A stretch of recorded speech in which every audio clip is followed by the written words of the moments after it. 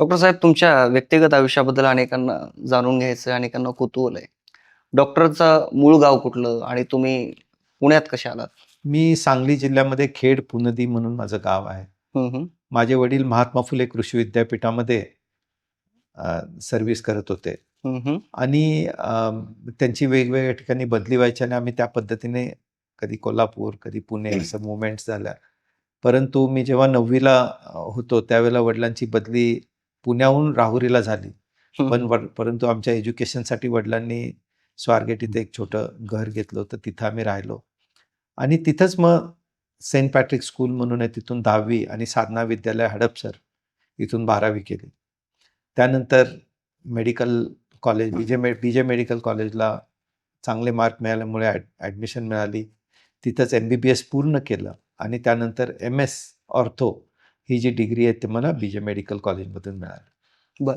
आता तुम्ही बरचसं वैद्यकीय क्षेत्रामध्ये तुम्ही योगदान दिलेलं आहे. एक शिक्षक म्हणून काम केलं, एक डॉक्टर म्हणून रुग्णांची सेवा केली. असं वाटलं होतं का, की एक पार्टी जॉइन करून आपल्याला राजकारणातही आपण जाऊ, असं कधी विचार मनात आला होता? तसं बघितलं तर म्हणजे कधीच असं मनात आलं नव्हतं की आपण एखादी राजकीय पार्टी जॉईन करून लगेचच आपण निवडणुकीला उभं राहू. हे थोडं म्हणजे इच्छा तर नेहमी असायची, परंतु अशी खूप त्या दृष्टीने कधी प्रयत्न नाही केले. हं, हं. आता तुम्ही राजकारणात आलात, तर राजकारणातल्या सगळ्यात वाईट गोष्टी कुठल्या तुम्हाला वाटतात? मला असं वाटतं की नकारात्मकता ठेवायची आणि टीका करायची म्हणून टीका करत राहायची, ही अत्यंत चुकीची गोष्ट आहे. तुम्ही सकारात्मक काही विचार केला, त्यानुसार काही ॲक्टिव्हिटीज केल्या, तर ते म्हणजे नकारात्मकता ठेवून टीका करत राहणं हे मला योग्य वाटत नाही. आणि सकारात्मक गोष्टी कुठल्या वाटतात?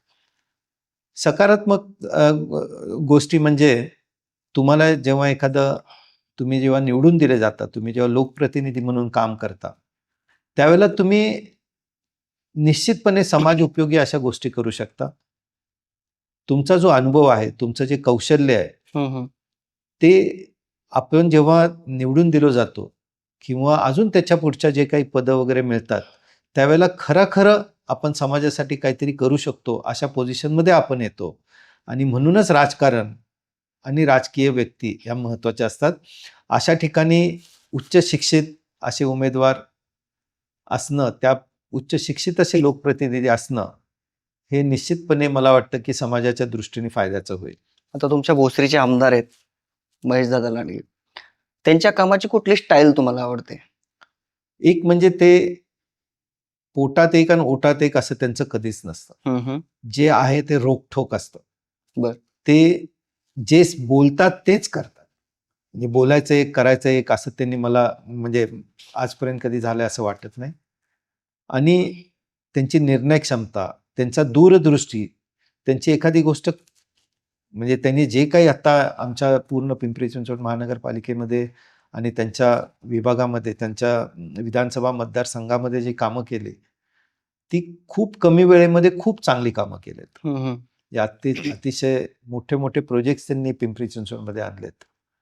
उदाहरणार्थ त्यांनी सेपरेट असे म्हणजे जिल्हा न्यायालय इथं आणायचा हं. म्हणजे ती गोष्ट केलेली आहे. RTOचं ऑफिस इथं आणलंय. FDAचं ऑफिस त्यांनी इथं सुरू करण्यासाठी प्रगती बरीच केलेली आहे. शिवाय इथे मुलींसाठीचे वसतिगृह इथं आणलं. अतिशय मोठा असा पुतळा त्यांनी आता इथे संभाजी महाराजांचा त्यांनी इथे उभा केला. आणि इथे समोरच जे इथे कचराकुंडी होती त्याच्यामध्ये वेस्ट टू एनर्जी हा प्रकल्प त्यांनी राबवला. प्राधिकरणामधले बरेचसे जे इश्यूज आहेत ते त्यांनी सॉल्व्ह केले. हं, हं. आणि हे सगळं खूप चांगली दूरदृष्टी ठेवून अतिशय धडाडीने त्यांनी हे सगळी कामं केलेली आहेत.